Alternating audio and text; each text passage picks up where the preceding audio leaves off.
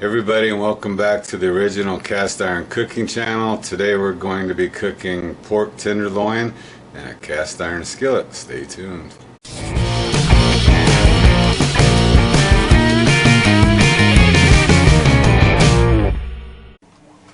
Okay, so what you're going to need for this is a teaspoon of salt, half a teaspoon of dried oregano, quarter teaspoon of dried thyme, and a quarter teaspoon of pepper. Need some olive oil. We're going to be rubbing, vegetable oil. We're going to be running it all over this.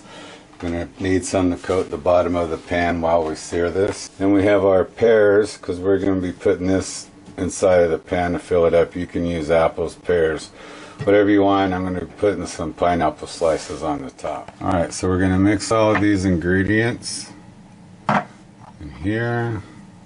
Sorry about the lighting. Put oil on the meat. We're going to rub it all. You rub the oil onto this, and I put on the dry rub, so we're going to go ahead and place it in the pan. First I'm going to go ahead and cut this in half, just so it'll fit in there a little easier. Alright, just got to make sure you sear the ends of these. Alright. Go ahead and get those in there.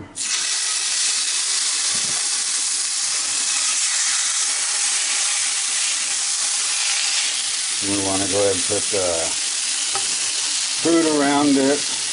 The idea is you want to fill up the pan, because we're going to be putting it in the oven at 450. And the same way you would do a pot roast or something, you want to fill up the pan so it won't dry out the meat. Okay, so now that we have the fruit in there, along with this, we're going to go ahead and sear it on both sides.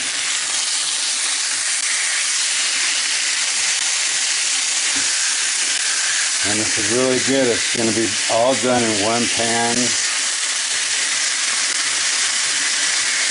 So you want to do it about 3 minutes on both sides while you're doing it. Have it all going. Fruit, pineapple slices on the top. Make sure you have an oven glove that'll pull the cast iron skillet when you pull it out, because the regular one is just going to burn the glove up. Okay, we're going to throw it in there for about 12 to 15 minutes.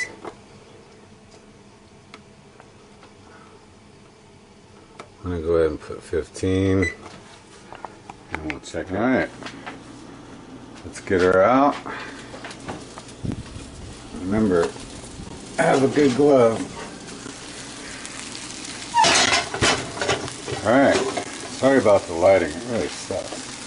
So we're going to let this cool off for about 10 minutes, especially since it's in a cast iron pan, and let it rest, like you do all meats before you cut them open. Okay, let's cut her open. Get a little taste. 145 is the temperature. The lowest you can go, it'll be a medium, like pink. I don't like that.